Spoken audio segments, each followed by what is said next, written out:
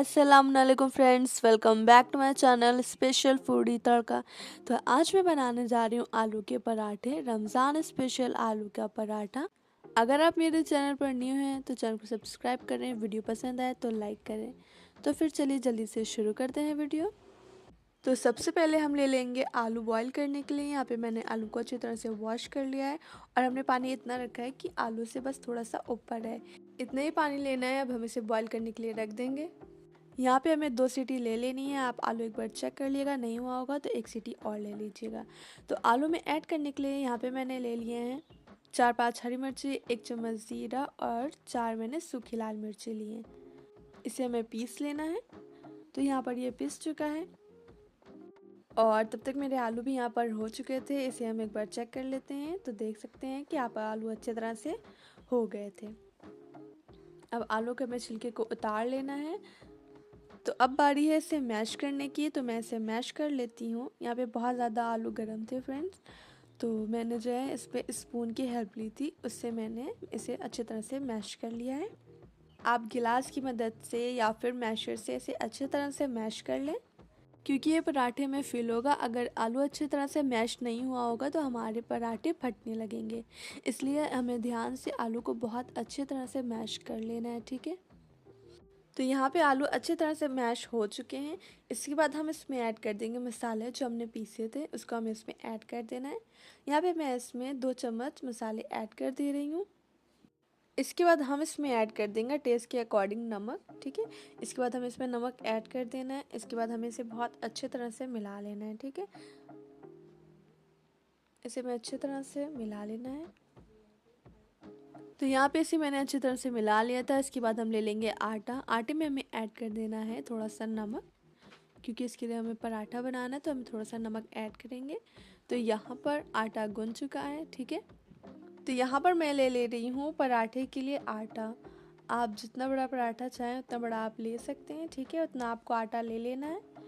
तो यहाँ पर ये मैंने बना लिया है। इस तरह से हमें दूसरी लोई भी बना लेनी है। तो यहाँ पर ये बन चुके हैं। अब बारी है इन्हें बेलने की। तो यहाँ पर मम्मा बेल रही हैं, क्योंकि ये चीज़ मुझसे सही से होती नहीं है, तो यहाँ पे मैंने मम्मी की हेल्प ली थी। आप में से कौन कौन मम्मी की हेल्प लेता है मुझे कमेंट में ज़रूर बताएं। इसके बाद अब बारी है इसमें आलू फिल करने की। तो इसमें आलू फिल कर ले रहे हैं और इसे हम अच्छे तरह से पैक कर देंगे। देख सकते हैं आप किस तरह से मेरी मम्मी कर रही हैं। मम्मी की हेल्प तो ज़रूरी ही थी। मम्मी की हेल्प के बगैर तो कुछ हो ही नहीं सकता है फ्रेंड्स। किस किस के साथ ये होता है मुझे कमेंट में ज़रूर बताएं। तो यहाँ पे मम्मा दूसरा भी बना ले रही हैं। इसके अंदर आलू इसके अंदर भी फिल करना है। यहाँ पे दूसरे पराठे के लिए इसे भी बेल लिया है। अब इसमें भी हम आलू फिल कर दे रही हैं मम्मी।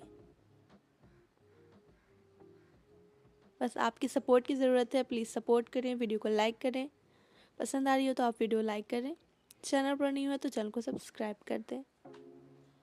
तो यहाँ पर इसे हम बेल ले रहे हैं। अब इसे अच्छे तरह से आपको ध्यान से बेलना है, क्योंकि आलू बाहर आ जाते हैं, ठीक है। इसे बहुत अच्छे तरह से बेलिएगा, या फिर आप भी अपनी मम्मी की हेल्प ले सकते हैं।